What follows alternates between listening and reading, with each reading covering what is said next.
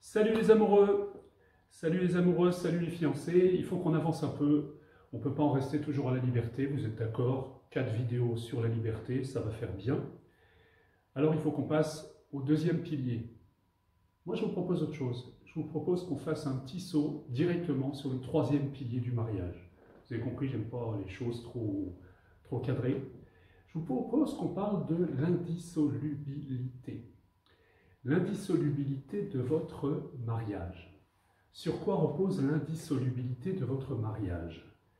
Eh bien, pour parler de ce sujet, qui nous conduira à parler du sacrement du mariage, de la dimension proprement sacramentelle du mariage, donc d'une dimension qui n'est pas seulement humaine, mais qui fait intervenir une autre personne, qui est Dieu. C'est ça un sacrement. C'est dans un acte qui est posé par des hommes, Dieu intervient. Par exemple, le sacrement de l'Eucharistie, c'est un acte qui est posé par une personne, qui est le prêtre, qui va poser un certain nombre de gestes, qui va dire un certain nombre de paroles, mais nous croyons qu'à travers ces paroles et ces gestes, un autre intervient. C'est le Christ qui agit à travers cette personne humaine qui est le prêtre. Donc le prêtre, dans les gestes qu'il pose, est investi d'une dimension plus grande que lui. Eh bien, le sacrement du mariage, qui unit deux personnes qui s'aiment humainement, va être investi d'une dimension divine, de cet amour qui est proprement divin. Et c'est en cela qu'il est sacramentel. Alors on aura le temps de parler de ça de manière plus rigoureuse, mais vous comprenez déjà en disant ça que j'ai parlé de deux amours. J'ai parlé de votre amour qui est humain, c'est bien en vertu de votre amour humain que vous décidez de vous engager, mais il y a un amour divin qui va comme envelopper, qui va comme pénétrer de l'intérieur votre amour humain et le transfigurer. Et donc vous avez compris déjà qu'il y a deux amours différents. C'est ça le problème, si vous voulez, c'est que la langue française, qui est très riche à beaucoup d'égards, quand il s'agit de parler de l'amour, est très pauvre. C'est le même mot qui va désigner des réalités aussi différentes. Bah tiens, vous savez, j'aime le chocolat. Bah oui, j'aime le chocolat. D'ailleurs, je m'en prive depuis 40 jours. Je me prive de chocolat et j'attends le jour de Pâques où les œufs en chocolat vont revenir en même temps que les cloches. Et en même temps que le Christ va ressusciter comme un poussin qui sort de son œuf, eh bien il va sortir du tombeau, parenthèse fermée, c'est ça la symbolique des œufs de Pâques. Vous aimez le chocolat, vous kiffez grave comme on dit maintenant, mais vous aimez aussi votre fiancé, vous aimez aussi Dieu, vous aimez aussi votre papa, votre maman, vous aimez aussi les vacances, vous aimez beaucoup de réalités différentes, et surtout vous comprenez qu'à travers le même mot, vous dites des choses qui n'ont pas grand-chose à voir les unes avec les autres.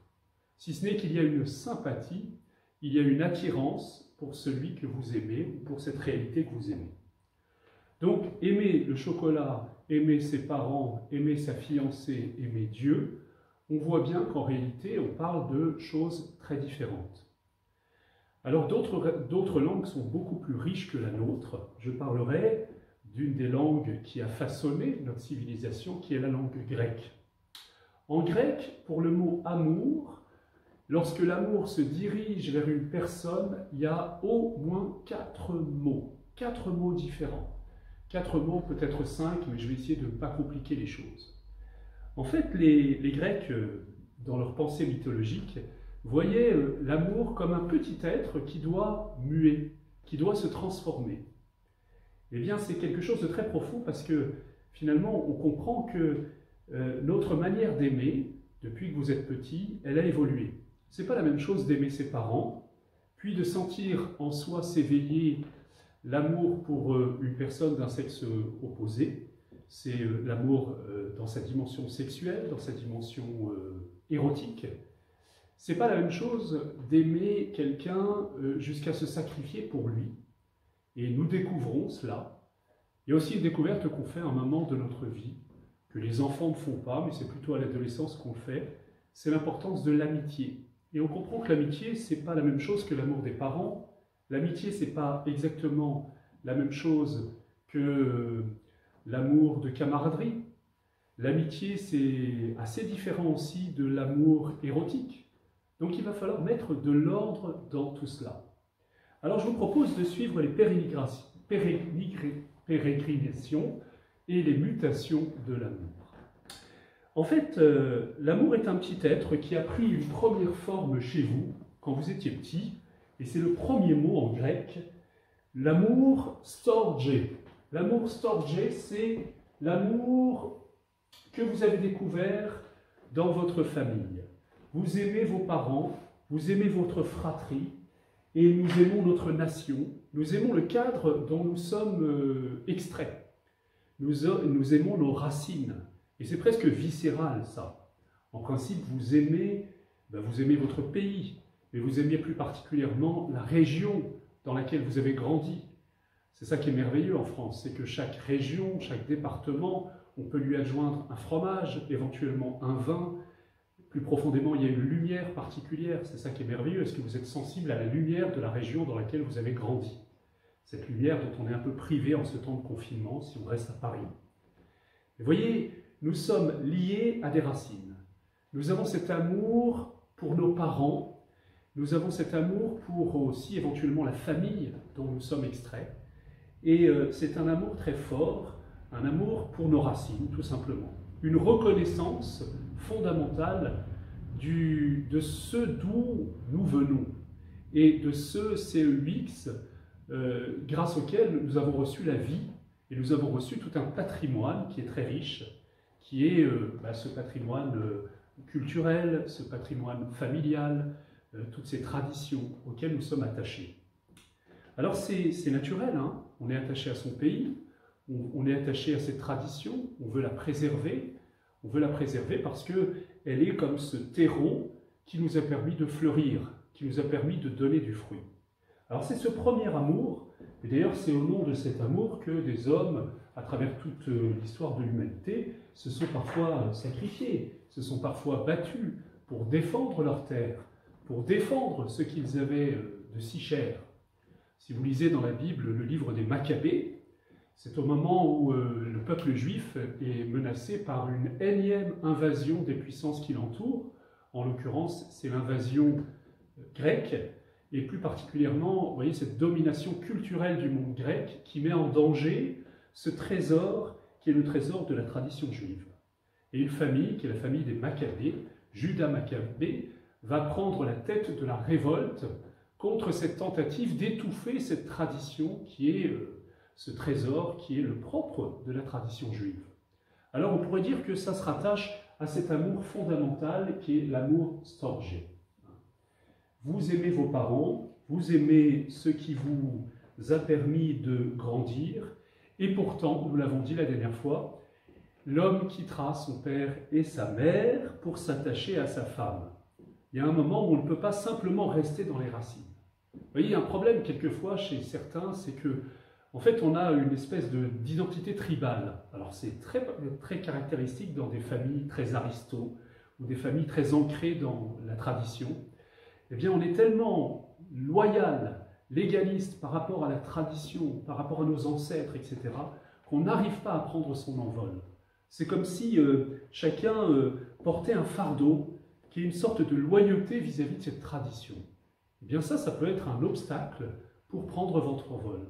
Ça peut être un obstacle. Certains vont tellement idéaliser la tradition familiale, tellement idéaliser leurs parents, tellement idéaliser la maison familiale, par exemple, que accueillir un autre, partir, quitter ses racines pour aller vers l'autre, ils n'en auront pas la force. Alors ça, c'est très important. Je vous parlais la dernière fois de la liberté, et notamment du livre de Tobie. Tobie, relisez ce livre. Tobie, il va falloir qu'il s'arrache à ses parents, qu'il quitte ses parents pour pouvoir aller rencontrer celle qui sera sa bien-aimée, qui sera Sarah. Il faut qu'il accepte de faire quelque chose qui ne soit pas ce que ses parents ont fait.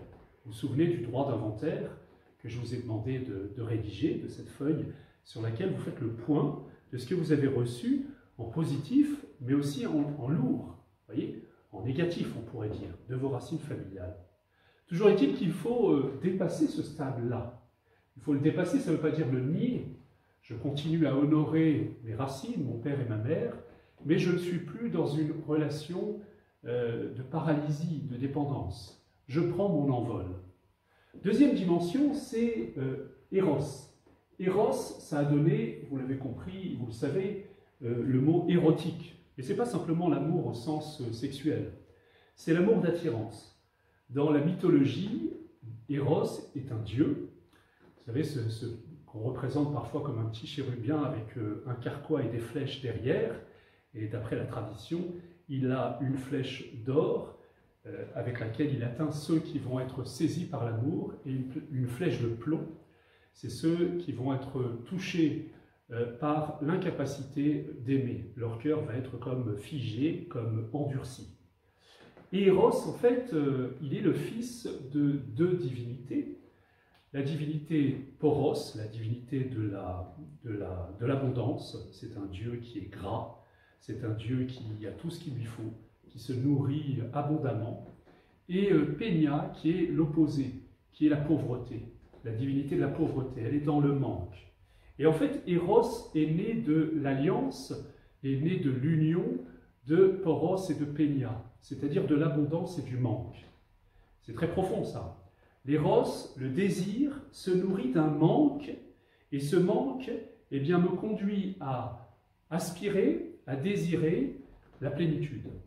Donc en fait, ce qui est essentiel pour le désir érotique, c'est qu'en fait, je désire l'autre, j'aime l'autre, je m'élance vers l'autre parce que j'ai un manque et que l'autre va combler un manque. Vous voyez ? Alors il ne faut pas d'abord le juger de manière morale, mais c'est, on pourrait dire, un amour intéressé, puisque finalement, ce que j'attends de l'autre, c'est qu'il comble un manque en moi. Je perçois chez l'autre, plus ou moins consciemment, qu'il y a en lui quelque chose qui va me compléter, qui va m'enrichir. Et vous voyez, ce désir, il est en moi, ce désir érotique.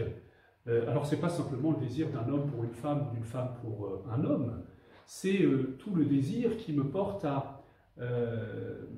déjà, le désir que dans certaines relations d'amitié, hein, je suis intéressé par la culture de telle personne et je sens que je vais beaucoup recevoir dans cette relation. Donc, c'est une relation qui est encore tournée vers moi. Dans la première, vous voyez, Storgé, c'est le monde, c'est mes racines qui sont au service de mon moi. Voilà. Dans la deuxième, c'est mon moi qui s'élance. C'est toujours moi qui désire quelque chose qui est en dehors de moi et qui veut le ramener à moi. Alors, c'est très important parce qu'en fait, c'est ce désir, et notamment le désir sexuel, eh bien, va me pousser à m'arracher à mes racines. L'homme quitte son père et sa mère pour s'attacher à celle qui l'appelle. Mais vous comprenez encore que cet amour d'Eros, eh bien, il est encore très centré sur moi.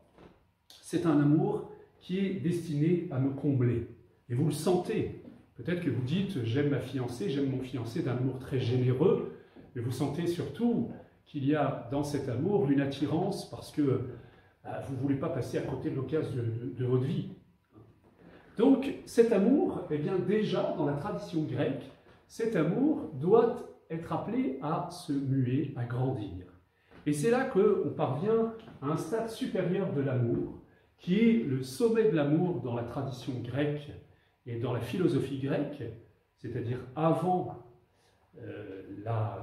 le christianisme. Le sommet, c'est l'amour de philia. Qu'est-ce que c'est que l'amour de philia? L'amour de philia, c'est l'amour d'amitié, on pourrait dire. L'amitié, elle suppose pas simplement le désir de quelqu'un pour l'autre, mais j'aime l'autre pour lui-même. Donc c'est ça qui est très intéressant, c'est que dans la philia, il y a d'abord une réciprocité. Moi, je trouve mon compte parce que l'autre m'aime, mais j'aime aussi l'autre. Et si vous lisez peut-être un de ceux qui en a le mieux parlé, Montaigne, au XVIe siècle, Montaigne dit on vérifie la qualité d'une amitié dans les moments difficiles. Il y a les amitiés intéressées. Par exemple, je me mets à côté, je suis au collège et je me mets aux côtés du premier de classe parce que comme ça, j'espère que de temps en temps, je pourrais bénéficier de la qualité de son travail. Vous voyez ce que je veux dire? À la fac, moi je me souviens qu'à la fin d'année, je me faisais beaucoup d'amis juste avant les examens par rapport à ceux qui étaient beaucoup plus fidèles et qui avait une belle écriture ronde et qui prenait des cours qui prenait des notes à tous les cours. Vous voyez, une amitié en fait très intéressée. En réalité, ça c'est pas l'amitié. L'amitié, elle suppose que j'aime l'autre pour lui-même. Comme dit Montaigne à propos de son amitié avec la Boétie. Pourquoi? Ben parce que c'était lui, parce que c'était moi. Je découvre chez l'autre une finalité qui dépasse simplement la satisfaction de mes intérêts. J'aime l'autre parce que, en fait, il a quelque chose d'unique et je suis prêt à me sacrifier d'une certaine manière un peu pour lui. Mais il y a cette exigence j'allais dire, de réciprocité. Alors ça, c'est le degré supérieur de l'amitié chez les Grecs. Dans l'Éthique à Nicomachie, qui est le grand ouvrage qui nous a été légué par Aristote sur la morale, eh bien, l'amitié est le sommet de la morale humaine. Oui, c'est intéressant d'ailleurs, à l'adolescence, c'est très important de travailler l'amitié, non pas simplement sur le devoir, de travailler la morale, pardon, non pas seulement sur le devoir, mais sur les exigences de l'amitié. C'est à l'adolescence qu'on est très blessé, parce qu'un secret qu'on a confié à quelqu'un qu'on a choisi comme ami a été divulgué sur les réseaux sociaux, parce qu'une confiance n'a pas été respectée. Et ça, c'est extrêmement blessant. Ma question, c'est de savoir, j'espère que votre amour entre fiancés assume cette dimension de l'éros. Ça, je ne me fais pas trop de soucis. Quoique, hein, vous savez, j'ai déjà entendu quelqu'un qui disait, vous savez, mon père, l'essentiel, c'est pas forcément d'être amoureux. Après tout, comme vous le dites vous-même, il y a des mariages arrangés, on ne se marie pas parce qu'on s'aime, mais pour s'aimer. Ouais, n'empêche que c'est pas mal de s'aimer et d'être attirés l'un par l'autre. Dieu l'a voulu, et c'est pas pour rien. Donc, est-ce que déjà j'ai ce désir très fort d'aller vers l'autre? Est-ce que j'aime l'autre? Est-ce que vous la trouvez belle? Est-ce que vous l'admirez, celui que vous aimez? Est-ce qu'il y a vraiment cette attirance en vous, cette magie? Et bien sûr, cette magie, elle ne va peut-être pas toujours durer, ou pas sous cette forme-là. Donc effectivement, est-ce que votre amour d'attirance, il est passé à un niveau qui est celui de la philia, de l'amitié? Est-ce que vous êtes amis entre vous? Est-ce qu'il y a cette réciprocité? Est-ce qu'il y a cette confiance? Est-ce qu'il y a un échange au niveau de votre âme? On verra que les trois niveaux, Eros, Philia et Agapé, on pourrait les rapprocher de la structure de l'homme, corps, âme, esprit. À quel niveau est votre amour? Est-ce qu'il est encore au niveau d'une attirance physique? Ou est-ce qu'il y a déjà quelque chose de plus profond qui est au niveau de l'âme, un échange, une complicité, des intérêts communs, une confiance, tout ce que l'amitié recouvre. Ça, c'est un point important. Vous savez, j'ai toujours confiance quand des fiancés me disent qu'ils ont beaucoup d'amis. Attention, pas beaucoup d'amis, je vais corriger. Avoir beaucoup d'amis, c'est le risque de n'en avoir aucun. Des vrais amis, on en a 2 ou 3, 4 dans une vie, éventuellement. Si on en a 30, c'est qu'on n'a pas de vrais amis. On n'a pas cette relation privilégiée avec quelques personnes. L'amitié est un don, l'amitié est quelque chose qui doit se cultiver, l'amitié est quelque chose qui engage beaucoup en nous. Eh bien, des personnes qui me disent, vous savez, il y en a qui me disent, ouais, moi depuis l'âge de 15 ans, j'ai toujours été en couple. Alors ça, en général, c'est des gens qui ne sont pas capables d'amitié, et c'est des gens qui ont peur de la solitude et qui sont dans une relation fusionnelle et très narcissique avec les personnes avec qui ils sont. Donc là, j'ai une grande méfiance quand il s'agit de préparer cette personne au mariage. Pour moi, ce n'est pas du tout une assurance. Par contre, une personne qui me dira, moi, la valeur supérieure, c'est l'amitié. J'ai vécu des amitiés magnifiques. D'ailleurs, je sais très bien qui vont être mes témoins de mariage. Parenthèse, hein, on n'est pas obligé de prendre 5 témoins de mariage chacun. Hein. Vous savez, la mode qui est Alors on arrive à la fin de la messe. Moi, les célébrations que je fais, je ne fais pas la signature des registres sur l'autel. Je précise que ça n'est pas autorisé par l'Église. Donc je la fais dans la sacristie. Et on emmène les témoins, on emmène le photographe, et puis on ouvre une petite bouteille voilà, hein, pour vivre ce moment, et puis le prêtre peut ramener la bouteille après. C'est toujours un très bon moment. Et puis d'ailleurs, la foule vous attend à la sortie, la mariée peut se refaire une beauté, vous pouvez embrasser vos témoins. C'est un moment privilégié. Vous n'êtes pas obligé d'avoir 10 témoins chacun, ça c'est la mode aujourd'hui. Mais ce n'est pas forcément très bon signe, parce que ça veut dire que vous avez du mal à reconnaître quels sont vraiment vos amis, ceux qui vous ont aidé à vous construire, ceux qui vous ont aidé à apprendre à aimer aujourd'hui. Donc voilà, c'est toujours très positif quand la personne dit qu'elle a vécu de très belles amitiés. Il y a aussi des relations, il y a aussi des mariages qui sont nés au départ d'une amitié. On était amis, l'un des deux peut-être avait un sentiment qui était au-delà de l'amitié, qui était un sentiment plus amoureux, mais il ne le disait pas forcément, ou il n'a pas... Et en fait, cette amitié, eh bien, s'est muée, tout en gardant cette richesse d'amitié, elle s'est muée en une relation privilégiée de caractère érotique. Alors dans ces cas-là, si vous voulez, c'est formidable. Mais dans d'autres cas, c'est vraiment l'attirance très forte qui est née au départ. Et il a fallu, et la question c'est, est-ce qu'on a réussi à construire ensuite une amitié? Est-ce que notre amour a cette dimension-là? Donc vous voyez que dans la filia, eh bien, le moi entre en échange avec un autre moi. Alors si on reprend les catégories dont je vous parlais, on dirait plutôt un jeu avec un autre jeu. Mais vous voyez que le moi se décentre de plus en plus. Bien sûr qu'il il y reçoit beaucoup, on reçoit beaucoup dans l'amitié, mais quand on est ami, on est inquiet pour l'autre. Quand on est ami, on veut du bien à l'autre. Et on veut du bien à l'autre parce que c'est lui. On veut du bien à l'autre parce qu'il est une femme lui-même, en fait. Il n'est pas un moyen pour obtenir quelque chose à mon profit. Vous avez compris. Alors ça, c'est le sommet d'une relation humaine chez les Grecs. Pardon. Et il y a une autre dimension de l'amour que Jésus est venu révéler, qui est une dimension de l'amour proprement divine, qui est une dimension qui va bien au-delà, qu'on appellera l'agapé en grec, l'agapé. L'agapé, ça se traduit caritas en latin, charité. Le problème, c'est qu'aujourd'hui, charité, ça sonne un peu, je fais mes œuvres de charité. Et la charité, il faut bien comprendre ce que c'est. C'est l'amour de l'autre jusqu'au sacrifice de soi. C'est-à-dire que le moi sort complètement de lui-même. C'est un exode, c'est une extase, mais une extase au sens fort. C'est-à-dire que, eh bien, par amour pour l'autre, je vais me sacrifier.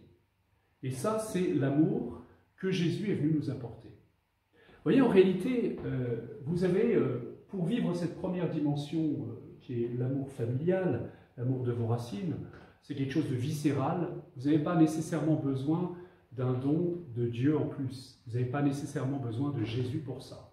Et même Jésus est plutôt celui qui va nous aider à nous libérer de ce que ça peut avoir de trop contraignant, de trop étouffant. Pour vivre le désir érotique, Dieu vous a créé comme ça, vous n'avez pas besoin d'un secours de Jésus pour entrer dans cette dimension-là. Sauf si vous êtes très blessé. Il y a des gens dont le cœur c'est comme sclérosé à cause de leurs blessures. Et là, ils ont besoin d'une guérison, d'une libération pour pouvoir désirer, pour pouvoir s'ouvrir à cette dimension de l'amour érotique. Pour vivre l'amitié, c'est déjà très exigeant, mais les grands païens l'ont vécu. Donc on n'a pas nécessairement besoin de Jésus, quoique Jésus parle à ses apôtres en leur disant « Je ne vous appelle plus serviteurs, mais amis » à la dernière scène. Mais ce que Jésus vient apporter de propre, ce que l'homme n'a pas en lui comme être créé, mais qu'il a en lui dans la mesure où il reçoit de l'amour sauveur de Jésus, c'est cette dimension de l'agapé. Vous savez, quelquefois on dit il n'y a pas besoin de Dieu pour aimer. Ça dépend, ça dépend. Pour aimer comme Mère Teresa, personne ne le peut faire seul. Pour aimer comme Maximilien Kolbe qui a pris dans le bunker de la mort la place d'un père de famille et qui a offert sa vie pour lui. Pour aimer comme le Christ sur la croix qui dit « Père, pardonne-leur, ils ne savent pas ce qu'ils font ». eh bien cet amour-là qui va jusqu'au pardon, eh bien c'est un amour divin qui n'est pas dans le pouvoir de l'homme de réaliser. Quand nous disons que Dieu est amour, nous disons évidemment que Dieu, il aime, il y a comme une famille divine entre le Père, le Fils et le Saint-Esprit, qu'il y a un désir entre le Père, le Fils et le Saint-Esprit, qu'il y a une amitié évidemment. Mais l'amour de Dieu, c'est l'amour d'Agapé. C'est cet amour très fort. Et celui-là, vous ne l'avez pas en vous-même. Vous désirez votre fiancé, vous désirez celui avec qui vous voulez vivre. Peut-être que vous avez une amitié, mais vous n'avez pas la capacité de faire don de vous-même véritablement, comme le Christ l'a fait. Et c'est pour ça qu'il y a un sacrement. C'est que ce sacrement, votre amour humain, qui en est peut-être à ce stade-là, va être saisi par l'amour de Dieu et jusqu'à une forme de folie. On verra quand on parlera du sacrement proprement dit. L'évangile de Cana, on nous parle d'une ivresse. Vous savez, il n'y a plus de vin lors d'un mariage. Et alors Marie s'adresse à Jésus, qui a été invité comme elle à ce mariage, et dit « mais ils n'ont plus de vin, ils n'ont que de l'eau ». Alors vous imaginez la catastrophe, un mariage s'il n'y a plus de vin. Eh bien le vin, c'est l'ivresse. Qu'est-ce que vous faites quand vous êtes ivre? En fait, vous faites des choses que raisonnablement vous ne feriez pas. Alors il y a une mauvaise ivresse qui fait qu'on fait n'importe quoi et qu'on dit n'importe quoi. Mais dans la Bible, on parle de la sobre ivresse de l'Esprit Saint. La sobre ivresse de l'Esprit Saint, c'est quand je suis pris par une folie d'amour. Mère Teresa, lorsqu'elle s'occupe de gens, elle ramasse des gens dans la rue qui sont en train de mourir, et c'est fou, quoi. C'est fou. Et ça ne vient pas simplement d'une force humaine, ça dépasse les forces humaines. Quand Maximilien Kolbe prend la place dans l'horreur d'Auschwitz d'un père de famille qui doit mourir dans les pires conditions, c'est la folie, on ne peut pas expliquer ça humainement. Personne ne peut faire ça simplement avec ses forces humaines. Il y a une forme d'ivresse qui est l'ivresse de l'amour. Eh bien vous, peut-être que vous dites « je suis prêt à tout pour ma fiancée, je suis prêt à tout pour mon fiancé ». C'est pas vrai en fait, c'est pas vrai. Ça c'est l'illusion de l'éros. L'éros vous donne cette impression-là. Et je vous signale qu'il y a un livre du Bec-Bédé qui dit « l'amour dure 3 ans ».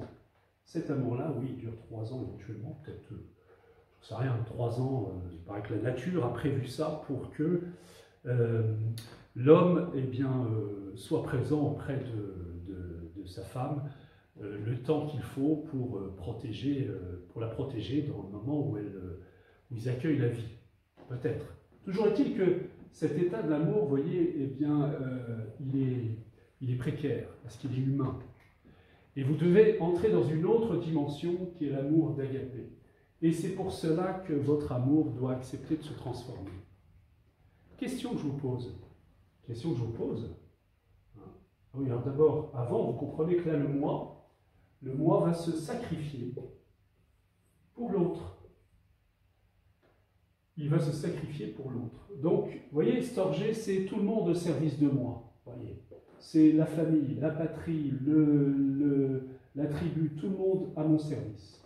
Puis l'éros, c'est moi qui désire quelque chose que je ne reçois pas là. Qui désire et qui va m'élancer. Et ça donne des ailes, l'éros, bien sûr. C'est un premier élan qui est très fort. Mais c'est des ailes qui me conduisent à nouveau vers moi. Si je reste à ce niveau, eh bien je ramène tout à moi. Et il y a une autre dimension, c'est le moi qui découvre que l'autre n'est pas simplement une source de profit, mais que l'autre est quelqu'un, que l'autre a une valeur en lui-même, une valeur égale ou supérieure à moi. Et bon, j'en reste à un stade de réciprocité. Et il y a un cas où, en fait, l'autre, je vais l'aimer de préférence à moi-même. Et oui, ça s'appelle le pardon. L'autre m'a blessé, l'autre m'a manqué, l'autre a fait quelque chose qu'on ne fait pas, tout simplement.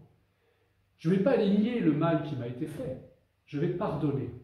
C'est-à-dire que je vais être dans le don de moi-même, comme celui qui se sacrifie pour quelqu'un qui veut sauver la vie d'une autre personne. Eh bien, il est déjà dans cette dimension de l'amour d'Agapé, qui est l'amour de Dieu. Saint Jean-Paul II a eu cette phrase qu'il répétait souvent, « L'homme ne se trouve que dans le don désintéressé de lui-même. » Alors peut-être que vous sentez que dans votre relation à votre fiancé, il y a une part de... Il y a un désir, en fait, de vous donner gratuitement. Vous avez ce désir de vous donner gratuitement, mais en réalité, vous n'en avez pas la capacité. Vous n'avez pas la capacité de réaliser ce désir. Alors, c'est possible hein, que vous ayez l'impression. Je dis, mais je serais prêt à tout pour elle. Je pense à ce garçon qui était passionné de foot, et il n'était pas question qu'il passe une semaine sans 3 soirées avec ses potes de plateau télé devant la finale de la Ligue des Champions, ou ceci ou cela. Et puis on était tous assez bouleversés parce que pendant 1 an, eh bien, il n'y pensait même plus. À partir du moment où il s'est fiancé, même le premier temps de son mariage, il était tout à l'amour de sa bien-aimée. Et du coup, vous voyez, le petit moi avait quand même comme été mis entre paralysé, quoi, anesthésié, je voulais dire. Et puis, il y a eu ce soir où il a dit à sa petite femme, quand même, demain soir, c'est la finale de la Ligue des Champions, est-ce que tu verrais un obstacle à ce qu'on la regarde? Alors elle était maligne, elle a appelé toutes ses copines, elle a dit venez les copines, ce soir il y a une soirée Ligue des Champions. Le pauvre gars s'est retrouvé avec 50 copines de sa femme, alors qu'il voulait simplement être tranquille devant son match. Ce que je veux vous dire, c'est qu'en fait le petit moi avait retrouvé ses droits. Et en fait il avait juste été un petit peu anesthésié, mais c'est très douloureux, si vous aimez vraiment, de voir à un moment que je croyais être prêt à tout pour l'autre, et en fait, le petit moi-je, il reprend le dessus. Et j'aime l'autre, et en fait, il y a des choses qui ne me passent pas. J'arrive pas à passer outre tel ou tel de ses comportements, la manière dont il ferme son tube de dentifrice, qu'il ne le ferme pas tous les matins, la manière dont il laisse la salle de bain pas très propre, etc., etc. Vous voyez, c'est des petites choses, en fait, qui vont atteindre votre complicité. Et c'est pas facile en fait, hein. C'est pas forcément dans les grandes choses. Mais j'ai du mal à entrer dans cette dimension-là. Simplement, c'est juste impossible humainement. Et j'insiste sur ce point-là. J'en ai un petit peu assez d'entendre l'essentiel c'est d'aimer, on n'a pas besoin de Jésus ou de Dieu pour aimer. C'est faux, c'est absolument faux. Oui, on n'a pas besoin de lui pour désirer quelqu'un. On n'a pas tellement besoin de lui pour se faire des amis. Mais pour entrer dans la dimension de l'amour que Jésus seul est venu apporter, il n'y a que dans le christianisme qu'il y a Saint François d'Assise. Il n'y a qu'avec Jésus qu'il y a Mère Teresa. Il n'y a qu'avec Jésus qu'il y a Maximilien Kolbe. Et l'amour dont vous avez besoin pour vivre 50 ans ensemble, pas simplement pour supporter l'autre, pour faire comme, je vous parlais de Montaigne tout à l'heure, s'il était très édifiant dans le domaine de l'amitié, sa relation avec son épouse, ils habitaient dans 2 ailes de leur château, leur maison. Ils allaient se dire bonjour de temps en temps, mais Montaigne, il était dans sa bibliothèque. Et en fait, ils étaient, pas réellement dans un don mutuel.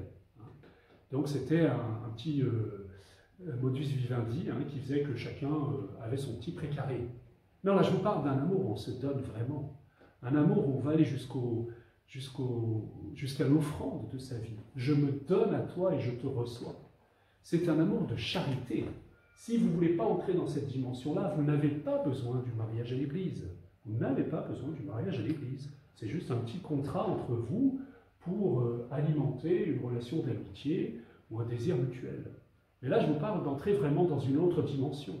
Je vous parle de l'amour de cet homme qui, alors que sa femme a eu un accident, elle est dans le film Lourdes récemment, je voyais des choses extraordinaires. Regardez le film Lourdes, il est bouleversant.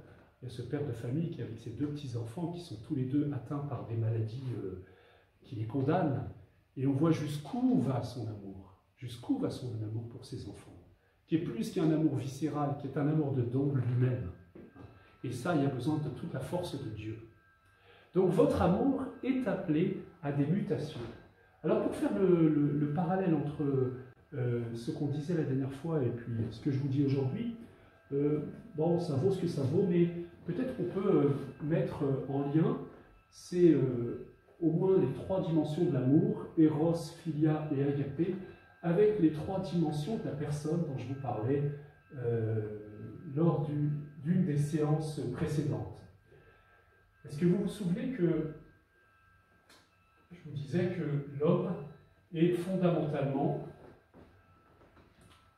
corps, âme et esprit. Le corps, le soma en grec, l'âme, la psyché, et l'esprit qui est la dimension la plus profonde en vous, qui est le lieu qu'habite Dieu depuis le jour de votre baptême. C'est le lieu qui vous pousse à entrer dans une dimension de l'amour supérieur, le pneuma. Et bien on pourrait dire qu'on peut rapprocher ces trois dimensions.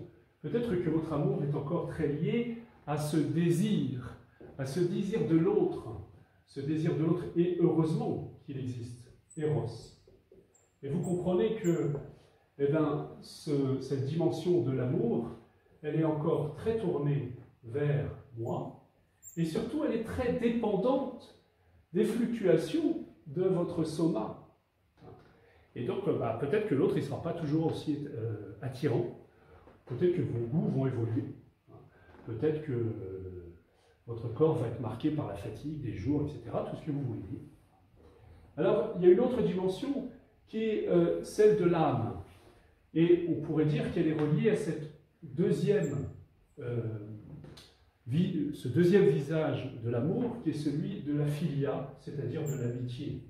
Il n'y a d'amitié que entre deux personnes qui découvrent que l'âme de l'autre est précieuse, qui découvrent que l'autre lui donne accès à une dimension de son être qui est plus profonde que ce que les autres peuvent percevoir. Et il y a cette troisième dimension de l'amour qui vient de Dieu, qui est l'agapé. Et c'est cette troisième dimension de l'amour que vous demandez à Dieu. C'est cette troisième dimension de l'amour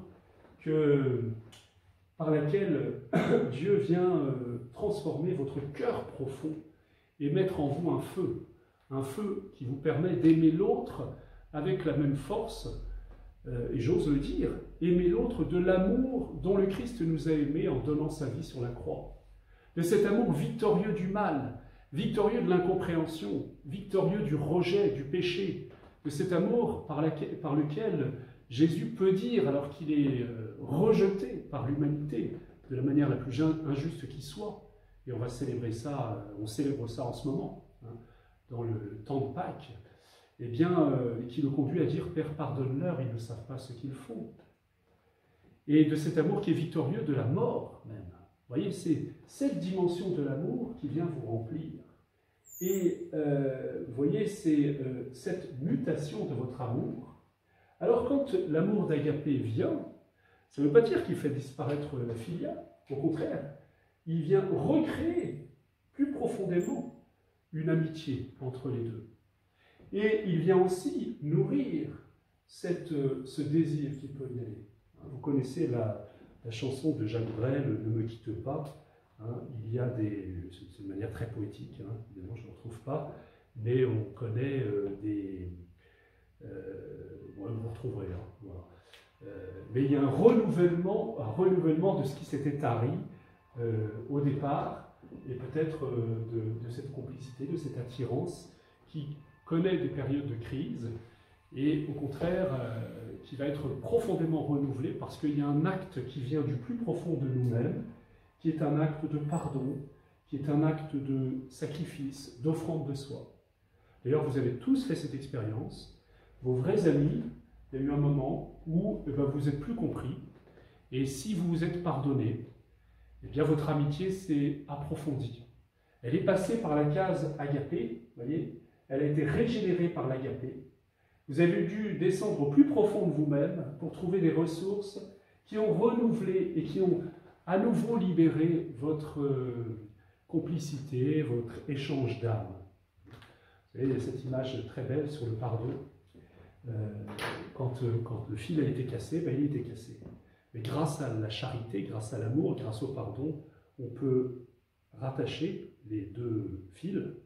Alors c'est vrai qu'il y a toujours un nœud entre les deux, mais les deux termes, les deux bouts du fil se sont rapprochés. Mais là, vous avez une image qui nous montre de quelle manière cet amour d'agapé qui vient au cœur de notre être renouvelle la plénitude de notre être et renouvelle nos capacités d'aimer dans toutes leurs dimensions.